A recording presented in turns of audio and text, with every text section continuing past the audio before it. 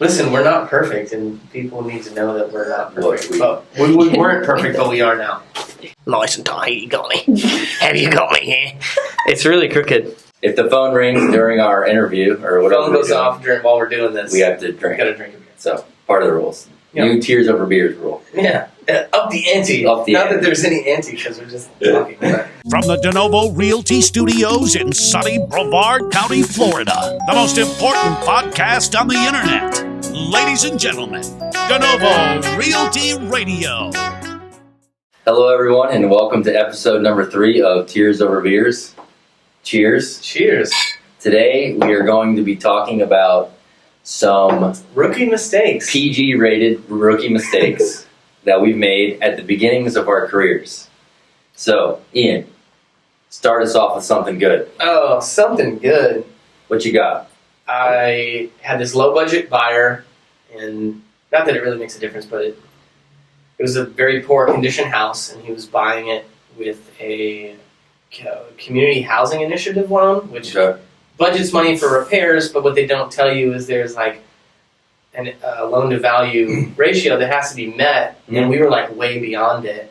And had no idea. And we didn't know until it was way too late. The list of repairs, the client, me, my mentor, and his father went out and started doing some of the repairs, as much of them as we could handle, obviously with the sellers. With the seller's permission, I hope. And a hold harmless. Agents always fit that hold harmless. That's good. But we ended up doing all kinds, like fixing pocket doors and T-moldings for like flooring transitions, like laminate to carpet, all kinds of stuff. Hours and hours and hours we spent at this house. And all this time getting estimates for the work that we couldn't do, stuff that you needed permits for and all that stuff. And then he ended up getting declined for financing at like the 11th hour. We were under contract, I think, for 70 days. And then he got hit like, no, you can't.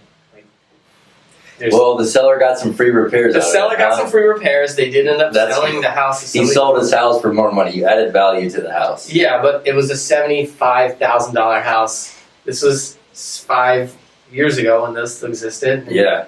Well, then cheers we made to that. it into a $78,000 house.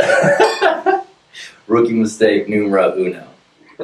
Okay, mine. So I had a buyer probably, and this was about failing to pre-qualify your buyer before taking them out on an all-day trip. So an all-dayer. Yeah, this was probably at least, let's just say it was 4 hours. So that's a long time. Nice couple. Well, there it is. Number one. Here, I'll cheers. Get in there with you. Oh, that's two, right, I think. 2.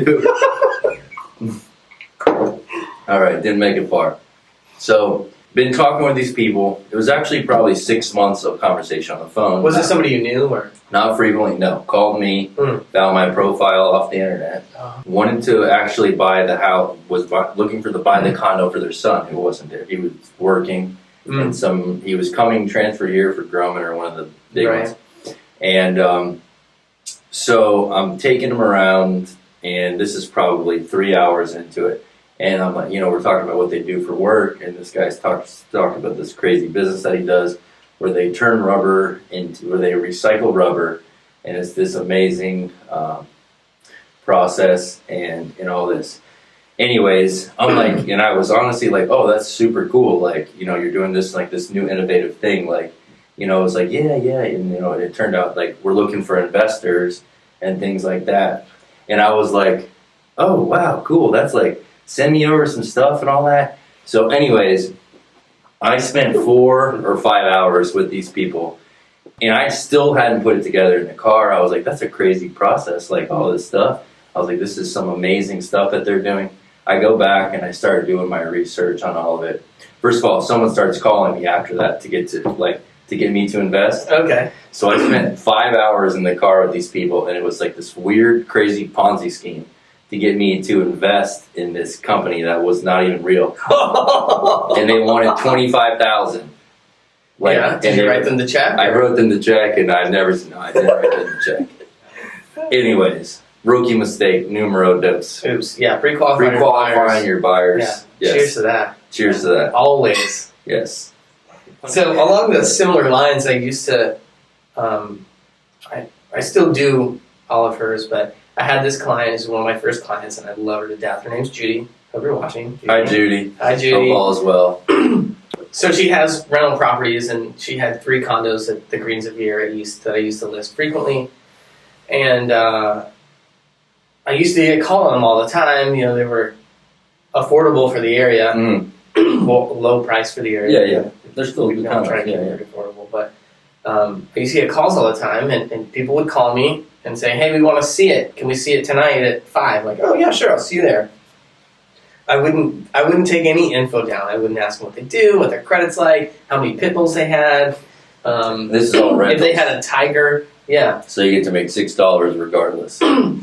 $7.50. Yes. So I would just blindly drive there, and 90% of the time they would never show. They would never. And I would sit there, 7 o'clock at night on a Saturday, and I would wait there for an hour for somebody who didn't even pick up the phone when I got there, and just wasted. Just block your number. Ian Fine, so realtor, block. So much time wasted sitting, and they were never furnished. So I was like, sitting on the floor, standing, walking around the kitchen, like just waiting endlessly for people that absolutely weren't going to be there. Rookie so mistake number always 3. screen people who call in about a rental. Pre-screen. Ask the right questions. Do what I did. Yeah. What do you do? Know what questions to ask. How much do you earn? What's your credit like? Legality. Yeah.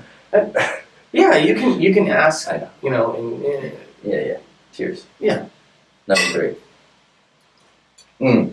All right. I had one, and this was it was the beginning of my career, and this was actually probably my first or second deal I ever did, because I think my first one I ever did was a listing. So I had the buyer.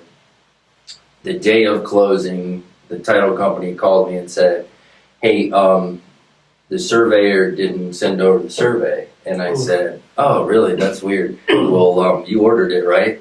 And they said, "No, we didn't order a survey." And the closing was for 2 o'clock that day, and this was about 9:30 that they called me.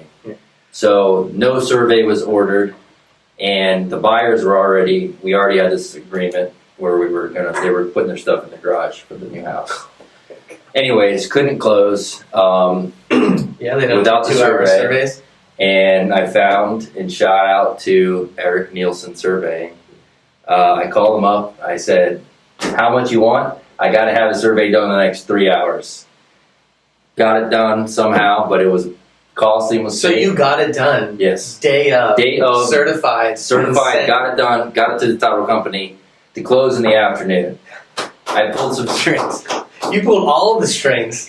But I should have never been in that position to begin with. No, but I've had... Don't forget to order your surveys on time. It's important. Rookie mistake numero 4. Accepting an offer from or working with a buyer who has a pre-qual from big bank lenders. I'm not going to name them, but their name rhymes with Schmelz Schmargo. Those are not real. They're not to say they can't close loans, but a lot of these big banks don't collect pay stubs. They just pull credit and say it's a true pre-qual. Hey, you got a job, right? You good? Cool. You're good to go. And that is absolutely not. That's why I will never accept a letter, or I always say you got to be a local lender, got to be someone reputable. Because I had a client who he was working with bank, we don't have to use their name, and I was not too thrilled about it, but I had a friend who worked there in the mortgage department, and he assured me that it would be fine. Mm-hmm. And I was like, okay, I trust you. I've known you since I was a child, so this is, we'll be fine. We'll take it. So we're looking at houses, find one under contract. I do an inspection, negotiate repairs. Phone. That was Dylan. So we get to be famous, Dylan. We get into loan application happens, and then maybe a week, way longer than it should have taken. It should have happened at the pre-qualification stage. But I get a call from the lender, and they say, "Oh, he he can't close. He doesn't have any credit. Like, we can't do There's that. a 0 credit score. And I'm like, well, what the heck are you talking about? You pulled his credit to give him a pre-qual. Well, apparently there's this rule about time frame. They pulled it, and they couldn't pull it again for another 2 weeks. So they just said when they pulled it the first time, you need to get a secured card so you have some line of credit, and then you're good. And he didn't do that, and all they did was blame him. But like, that's on you because you're supposed to check. Yeah. That's your job. Anyways. So be careful who you get your pre-quals from, pre-approvals. and make sure they ask for The real- documents. From a buyer standpoint, make sure they ask you for documents. Otherwise, it's just a piece of paper with your name on it. Cheers. Garrett and I could write you one of those. It's called a listing agreement. Oh, so my last rookie mistake, at least one that I'll put on camera anyways. This is actually like a twofer with my driving, but I was at the subdivision, two incidents. At the subdivision on O'Galley, the gated community with the old Mercedes homes. I can't remember the name right now. Eagle Harbor. Eagle Harbor. Eagle Harbor. I've never been in there. Eagle Harbor.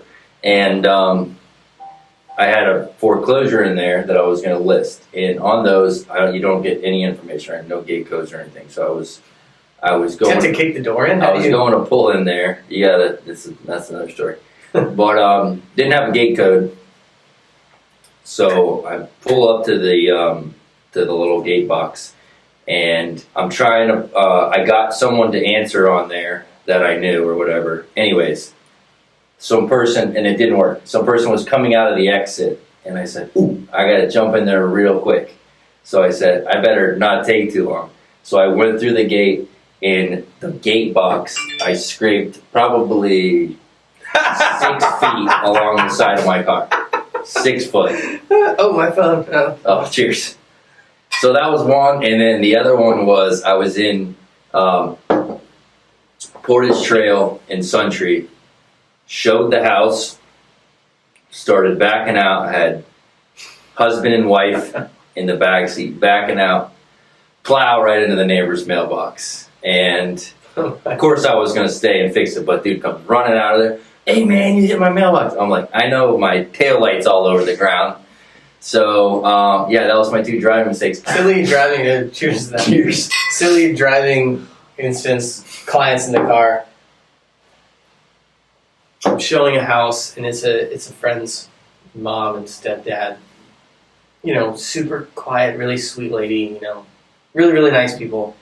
And they get in my car, and I turn it on, and like absolutely awful, inappropriate, not professional music comes on, and I'm like, oh my gosh, oh no, what do I do? And the car, it didn't have like a volume knob where you could just whip Mafia just started blasting over the radio. It wasn't the volume knob where you could just whip it down. It was one of the touchscreen sliders, and I'm like, no, oh my god. I didn't think pause, but yeah, don't do that. That reminds me of another rookie mistake for myself.